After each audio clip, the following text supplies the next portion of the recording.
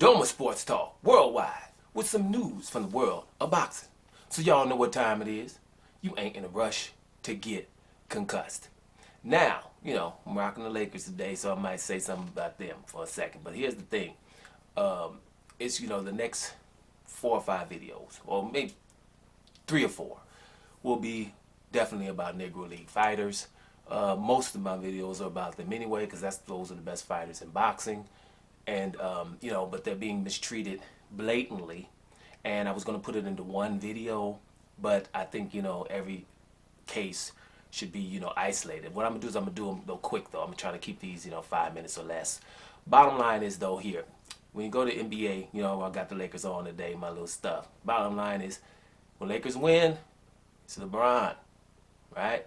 Westbrook, they won in spite of Russell Westbrook's antics or whatever he does wrong, right? And, and if they lose, it's Westbrook's fault, right? Now, Westbrook is still averaging around 20. He's averaging around 9 and 9 with rebounds and assists. And he's averaging about 4.5, 4.6 turnovers. He's about second in the league with turnovers. That's his fault with turnovers, right? But he has less than James Harden.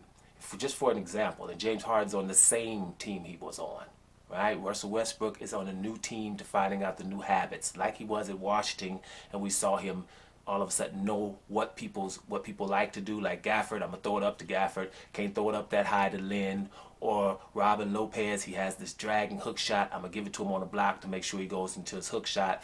Hachimura, me and him are gonna pick and pop around the free throw line because he likes that shot there, and he's a high percentage. Those things you have to figure out. Where do I want to get the ball to Monk? Where do I want to get the ball to, to Winnington or whatever, Ellington, right? And others, the main guys. Okay, we got to get this, sometimes, if Anthony Davis is hurt, I can't throw it up as high as I would if he wasn't hurt. Who's going to be playing DeAndre Jordan or Dwight Howard? Those kind of things, which is normal. But my point is, when the media has a narrative, they're on TV. Most of the people that are watching TV are gullible. You don't question what you're being told, right? And that's the bottom line. So we can always put this on Westbrook, and actually Westbrook is starting to have a decent season already. And that's, even though I roll with Westbrook, I watch his games, I understand as a former trainer that you're going to have 1 or 2 bonehead plays from Westbrook a game. That's going to happen, period. But most of his turnovers, right, are active turnovers. What I used to tell my ball players, if you're trying to do something actively, you're trying to be in transition, go in transition, you're trying to take it to the hole or make a good pass right there, things can happen, I don't like the scary turnovers, you know what I'm saying? Or somebody just rips the ball out of your hand and things like that.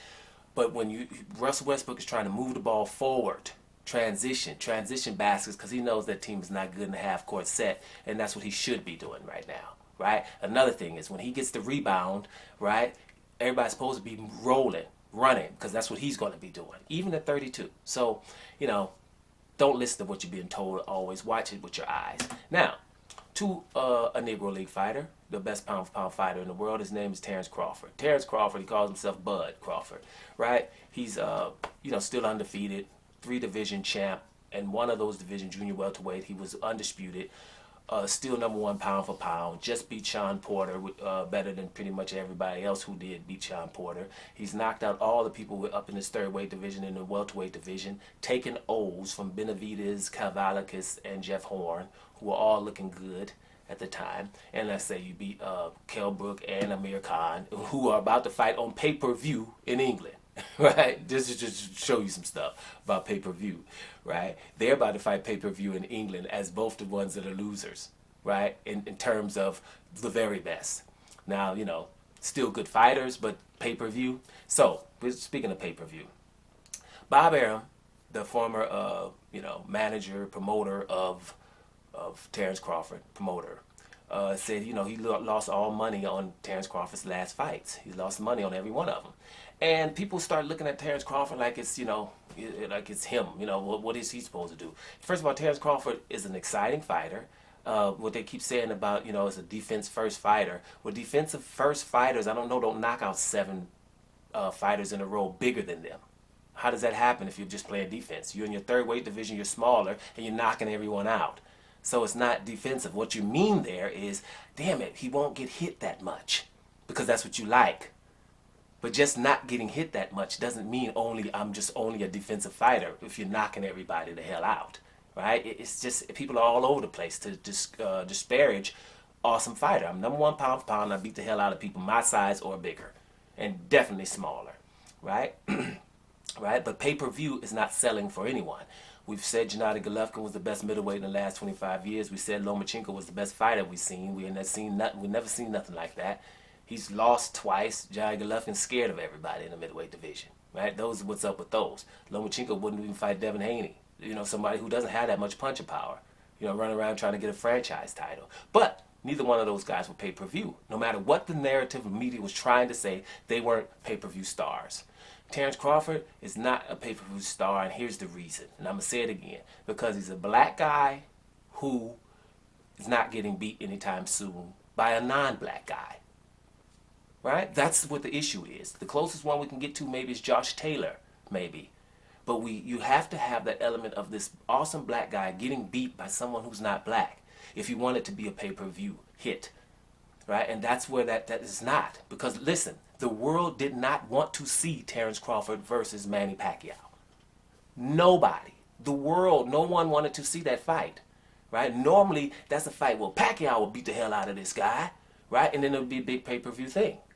No one. The world kept Pacquiao away from Terence Crawford. Right? His promoters and everything. Now, we would say that Bob Arum didn't get him the Pacquiao fight.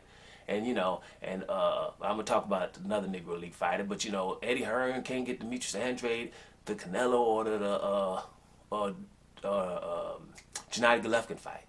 I don't want to get into that. That's going to be another video later on. But the bottom line is the promoters can't force these guys. Bob Arum, right, who I ain't rolling with, right? And but I think from watching, Bob Arum tried to get Bud Crawford the Terence Crawford, Manny Pacquiao fight. Excuse me, guys. The Manny Pacquiao fight. He tried, right? First of all, you know, he was keeping Bud away from him. He didn't want Manny to get hurt. That's what he was saying. But think about this. He was saying it publicly. He was saying, I don't want Manny Pacquiao to get hurt. Manny Pacquiao's trainer, Freddie Roach, was like, hey, we don't want to mess with Bud Crawford. That's publicly. That means Manny Pacquiao heard that. Which means normally you're like, man, this little skinny dude's supposed to hurt me? Nobody hurt me. That never happened for Manny Pacquiao. Your promoter is like, we can fight anybody, but just not this guy. Right? And to say that publicly is Bob Arum trying to help Manny Pacquiao.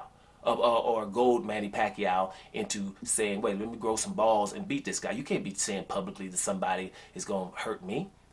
That was his way of trying.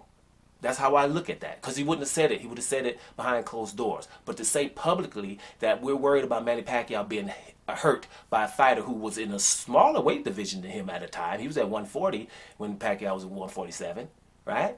This guy, we think Pacquiao is going to get hurt. We don't want him to fight him. So saying that publicly is trying to make Manny Pacquiao fight him. And I think that was his way of trying it. Now, did he lose money on Terence Crawford? Of course. Because y'all better find somebody at a different weight division. Now, let me tell you, you want to see Terence Crawford have a big pay-per-view? If you had a fighter, let's say, 3 divisions higher, right? For example, if he fought Golovkin right now, right? Coming up from 147 to 1, and Golovkin's 160, barely making 160 still, right?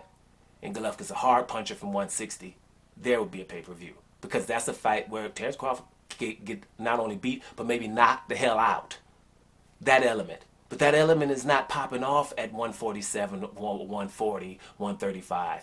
That element probably ain't even popping off at 154. There's not the element. Now, let's give you another scenario that could possibly be a big fight for Terence Crawford. Let's say the undisputed fight between Jermell Charlo and Brian Castano, right?